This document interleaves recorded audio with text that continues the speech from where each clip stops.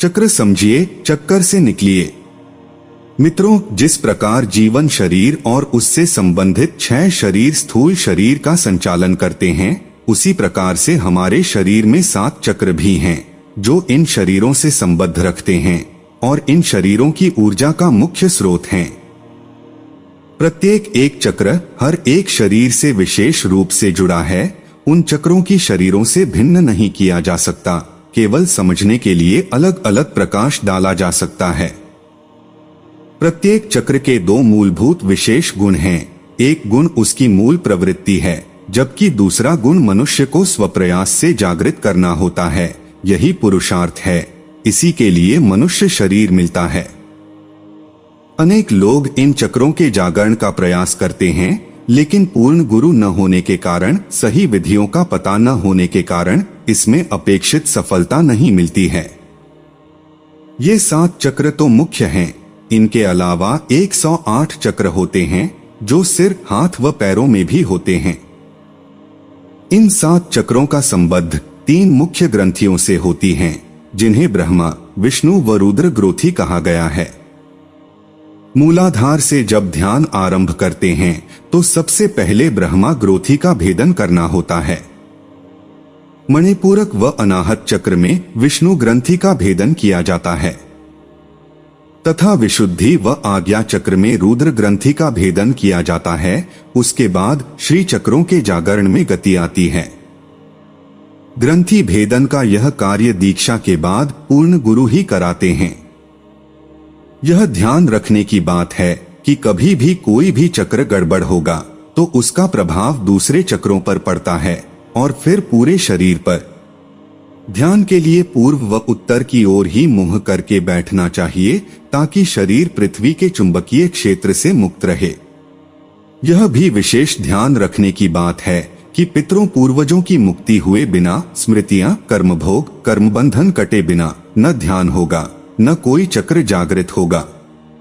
यदि कोशिश की जाती है तो बहुत सारे भ्रम होते हैं, कल्पनाएं होती हैं, जिनमें तरह तरह के प्रकाश दिखना, भिन्न भिन्न प्रकार की छवियां, देवी देवताओं को आभाएं दिखने का भ्रम होता रहता है। इसी में बहुत लोग फंस जाते हैं कि उनके तो चक्र जागृत हो गए, कुंडलिनी जागृत हो गई, जबकि ऐसा कुछ हुआ ही नहीं होता है। यदि ऐसा कुछ हुआ होता तो फिर आप और आपके परिवार के सभी संकट समाप्त हो जाने चाहिए थे, आप परमानंद में चले जाने चाहिए, लेकिन ऐसा देखने को नहीं मिलता। यह भ्रम पितर पूर्वज ही करते कराते हैं, लेकिन हम समझ नहीं पाते हैं। चलिए अब हम चक्रों को जानते हैं। पहला मूलाधार चक्र है। स्थूल शरीर से संबद्ध चक्र का नाम मूलाधार चक्र है। इस चक्र का भौतिक शरीर से केंद्रीय संबंध है। यह केंद्र जननेंद्रिय और गुदा के बीच अवस्थित होता है। मूलाधार का प्रतीक लाल रंग और 4 पंखुड़ियों वाला कमल है। इसकी मूल प्रवृत्ति भोग व काम वासना है, जबकि इसका दूसरा गुण त्याग और ब्रह्मचर्य है, जिसे जागृत कर संतुलन बनाना होता है। यह पृथ्वी तत्व प्रधान चक्र है। इसे गणेश चक्र भी कहा जाता है। यह हमारे मूत्राशय और अंडाशय को शक्ति देता है, खतरों से सतर्क करता है, खाने पीने और सोने में संतुलन पैदा करता है। जब यह सिद्ध हो जाता है तो भोग वासनाओं से छुटकारा मिलने लगता है। यह खून की मात्रा को संतुलित कर उसकी शुद्धता करता है। रीढ़ को ताकत देता है, काम ग्रंथियों, हृदय और पैरों को शक्ति देता है। यह चक्र असंतुलित हो जाता है तो व्यक्ति बहुत ज्यादा स्वार्थी और हिंसक हो जाता है। यह प्रतिरोधक क्षमता को दुष्प्रभावित कर देता है। दूसरा स्वाधिष्ठान चक्र है। स्वाधिष्ठान चक्र मूलाधार चक्र से लगभग 2 अंगुल ऊपर मेरुदंड में जननेंद्रिय के ठीक पीछे होता है, यानी नाभि से करीब 3 इंच नीचे। स्वाधिष्ठान चक्र हमारे भाव शरीर से संबद्ध रखता है। इसका प्रतीक नारंगी रंग का 6 पंखुड़ियों वाला कमल है। स्वाधिष्ठान चक्र की मूल प्रवृत्तियां ईर्ष्या, द्वेष, व्यसन, क्रोध, हिंसा हैं, तथा प्रेम, करुणा, मैत्री इसके शांत गुण हैं। इसके अधिपति विष्णु देवता हैं। सभी रोगों की जड़ इसी शरीर में बनी रहती है। इस चक्र के जागरण से आंतें सक्रिय रहती हैं और पाचन क्रिया ठीक रहती है। प्रजनन संबंधी सभी बीमारियां दूर हो जाती हैं। ध्यान से देखा जाए तो काम के स्रोत का वास्तविक केंद्र यही चक्र है जो मूलाधार चक्र में दिखाई देती है। ऊपर के सभी चक्रों को खोलने में भी इससे मदद मिलती है। इसका तत्व जल है और गुण रस है। इस चक्र के कारण ही जानने की इच्छा तीव्र होती है, श्वास संबंधी समस्याएं नहीं रहती। और यदि यह चक्र जागृत नहीं है तो बताई गई सभी क्रियाएं उलट होने लगती हैं, बीमारियां जन्म लेती हैं, कब्ज हो जाती है, आंतों के रोग हो जाते हैं। इस चक्र में विकृति से भूख बर्दाश्त नहीं होती और जानने की इच्छा भी समाप्त हो जाती है। यह जल तत्व प्रधान है। यह व्यान वायु का स्थान है। तीसरा मणिपुरक चक्र है। सूक्ष्म शरीर मणिपुरक चक्र से संबंधित है। यह नाभि के ठीक पीछे ऊपर की ओर मेरुदंड में अवस्थित है। इसे नाभि चक्र भी कहते हैं। यह नाभि से करीब 2 अंगुल ऊपर होता है। इसका प्रतीक 10 पंखुड़ियों वाला कमल है। इसका रंग पीला है। यह भौतिक ऊर्जा के वितरण का केंद्र है। यह अग्नि तत्व प्रधान है। जीवन और शरीर का केंद्र भी यही है। इसके अधिपत्य देवता इंद्र माने जाते हैं। इसकी मूल प्रवृत्ति संदेह, अहंकार व विचार है। कोई व्यक्ति कितना भी ध्यानी क्यों न हो, लेकिन खुली आंखों से यानी सविकल्प वह मूलाधार में ही रहेगा। रावण जैसा तत्ववेत्ता महाज्ञानी खुली आंखों से इसी चक्र पर रहता था। 10 पंखुड़ियों के कमल का स्थान होने के कारण ही उसे दशानन कहा जाता था, या उसके 10 सिर थे ऐसा कहा जाता है। वह सब प्रतीकात्मक है। इस चक्र का गुप्त गुण श्रद्धा, विवेक, विश्वास है। इसका गुण रूप है 5 वायु में इसकी वायु समान है। इसकी ज्ञानेंद्री देखने की शक्ति है और कर्मेंद्री चलने की शक्ति है। प्राण ऊर्जा के भंडारण का यही केंद्र है। माँ के गर्भ में सबसे पहले बच्चे का नाभि स्थान ही बनता है। यहीं से सारी नाड़ियों का विकास होता है। यह चक्र जब दूषित होने लगता है तो शरीर का तापमान बिगाड़ देता है। पित्त की थैली, अमाशय, लीवर, पेनक्रियाज ग्रंथि को दुष्प्रभावित करता है। सभी प्रकार के मानसिक रोगों की जड़ इसी चक्र में रहती है। नकारात्मक सकारात्मक विचार यहीं रहते हैं। यह इच्छा का केंद्र है। गहरा आवेश या गहरा संकल्प इसी चक्र के द्वारा होता है।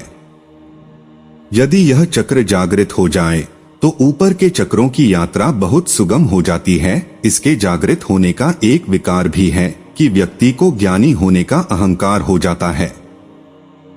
हालांकि स्वाधिष्ठान में भी सब कुछ जानने का भ्रम हो जाता है, जबकि जाना कुछ नहीं होता। लेकिन इस चक्र में सब कुछ जानने के बाद उसका अहंकार हो जाता है। लेकिन यह दोष गुरु कृपा से समाप्त होता है। चौथा अनाहत चक्र है। अनाहत चक्र मनस शरीर से संबंधित है। यह 7 चक्रों में से मध्य का चक्र है। इसलिए ऊपर और नीचे के चक्रों की दोनों शक्तियों का यह मिलन केंद्र है। अनाहत चक्र वक्षस्थल के केंद्र के पीछे मेरुदंड में स्थित है। इसका प्रतीक हरे रंग का 12 पंखुड़ियों वाला कमल है।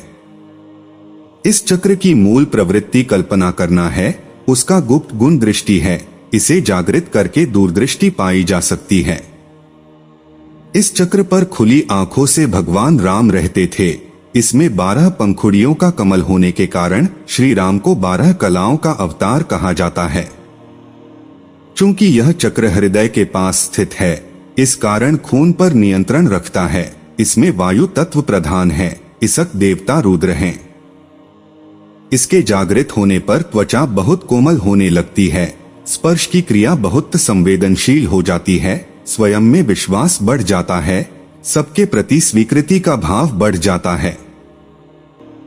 यह चक्र विकार ग्रस्त हो जाए तो रक्त के रोग होंगे। मानसिक रूप से कमजोरी आ जाती है। असंतोष, निराशा और दरिद्रता हावी हो जाती है। फेफड़ों के रोग हो जाते हैं। 5वां विशुद्धि चक्र यानी आत्मा। 5वां चक्र है विशुद्धि चक्र। यह गर्दन तथा कटकूप के पीछे स्थित है। इसका प्रतीक हल्के नीले रंग का 16 पंखुड़ियों वाला कमल है। यह प्राण ऊर्जा का वितरण केंद्र है। इस चक्र में द्वैत समाप्त हो जाता है। इसमें स्त्री पुरुष का भेद मिट जाता है। इसी चक्र में अर्धनारीश्वर की कल्पना की गई है। इसकी मूल प्रवृत्ति या प्यास जागृति है, बुद्धत्व है, आनंद है। जागृत अवस्था में भगवान श्री कृष्ण इसी चक्र पर निवास करते थे, इसलिए उन्हें 16 कलाओं का पूर्ण अवतार कहा गया है। यदि यह सिद्ध हो जाए तो इसका सबसे अधिक प्रभाव वाणी पर पड़ता है। वाणी में निखार आ जाता है। श्रवण भी बहुत अच्छा हो जाता है। व्यक्ति ईमानदार हो जाता है। अपने भावों अभिव्यक्ति को बहुत अच्छे तरीके से दूसरों तक पहुंचा देता है। इसके अधिपति देवता सदाशिव माने जाते हैं, जिन्हें 5 मुख वाला देवता कहा जाता है। इसका तत्व आकाश तत्व है। इस चक्र के जागृत होने के बाद यदि व्यक्ति संयम कर ले तो भूख प्यास पूरी तरह नियंत्रित हो जाती है। प्राचीन काल में ऋषि मुनि इसी के बल पर लंबी साधना कर लेते थे। यह चेतना को अवचेतन मन से जोड़ देता है। इसमें उदान वायु रहती है। शरीर आयु बढ़ जाती है। व्यक्ति विद्वान हो जाता है। अध्ययन करने और कराने की शक्ति जागृत हो जाती है। ईश्वर को जानना है, बस उसे यही इच्छा रहती है। वह तत्वलीला में ही मुग्ध रहता है। वह भौतिक को पूरा जान चुका होता है। इस चक्र के कमजोर होने पर पूरा उल्टा हो जाएगा। न बोली ठीक रहेगी, न पढ़ पाएगा। व्यक्ति मनोरोगी हो जाता है। गले व श्वास के रोग हो जाते हैं। विशुद्धि चक्र के विकार ग्रस्त होने के कारण व्यक्ति बहुत लंबा भी हो सकता है या बौना भी रह सकता है। आज्ञा चक्र यानी ब्रहा शरीर, आंखों की दोनों भ्रिकुटियों के बीच मध्य मस्तिष्क में यह चक्र स्थित होता है। इसका रंग चटक लाल है और प्रतीक 2 पंखुड़ियों वाला कमल है जो त्रिशूल की तरह दिखता है। इसलिए इसे शिव का तीसरा नेत्र भी कहा है। स्वयं का ब्रह्मा स्वरूप से साक्षात्कार कराना ही इस चक्र का गुण है। यह कल्याणकारी चक्र है। यह शांत ऊर्जा का केंद्र है। इस चक्र के जागरण से वह सर्वज्ञाता हो जाता है। दूसरों के लिए भी ज्ञान का स्रोत बनता है। इस चक्र के जागरण पर मन की मृत्यु हो जाती है, यानी मनमानी बंद होकर मन स्वनियंत्रित हो जाता है। इससे वैराग्य, निर्लिप्तता आ जाती है। तत्व का साक्षात्कार हो जाता है। बाकी सभी चक्रों को संतुलन यही बनाता है। तीनों नाड़ियां भी यहीं पर एक हो जाती हैं। चेतना का मुख्य द्वार यही है। व्यक्ति को आंख बंद कर भी दूर का देखने, दूर का सुनने सुनाने की शक्ति प्राप्त हो जाती है। इस चक्र के सक्रिय होने पर बाईं आंख व बायां कान अधिक सक्रिय हो जाते हैं। ध्यान का आरंभ तो मूलाधार से ही होता है, लेकिन अज्ञा चक्र से ध्यान करने पर मूलाधार बहुत शीघ्र जागृत होता है। यह चक्र गड़बड़ हो जाए तो शरीर में खतरनाक रोग बनते हैं। कान, नाक, मस्तिष्क की घातक बीमारियां बन जाती हैं। इसके अधिपति देवता शिव हैं। सहस्रार चक्र यानी निर्वाण शरीर, यह चक्र सिर के सबसे शीर्ष भाग में स्थित है, जहां चोटी छोड़ी जाती है। यहाँ रूप, गुण, क्रियाएं सब शून्य हैं। इसका प्रतीक कमल की उल्टी पंखुड़ियों वाला दल है और उल्टा है, यानी दंड ऊपर है और पंखुड़ियां नीचे हैं। सभी चक्रों में कमल की पंखुड़ियां आसमान की तरफ को खुली हैं, लेकिन सहस्रार में यह पंखुड़ियां उल्टी हो जाती हैं। चोटी रखने का अर्थ यही था कि यह व्यक्ति ब्रह्मज्ञानी हो चुका है। चोटी के रूप में उसका कमल दंड है। इन पंखुड़ियों की संख्या 108 है। इसके अधिपति देवता पारब्रह्म हैं। यहाँ कुछ भी समय से समाधि तक भौतिक नहीं है। यहाँ की मूल शक्ति केवल धनात्मक है। यहाँ ऋणात्मक शक्ति नहीं है। यहाँ परमानंद है, जिसे व्यक्त भी नहीं किया जा सकता। निर्वाण ही इस चक्र का मूल गुण है। इस चक्र के सक्रिय होने पर दाहिनी आंख व दाहिनी कान अधिक सक्रिय हो जाते हैं। मन और प्राण भी यहाँ स्थिर हो जाते हैं।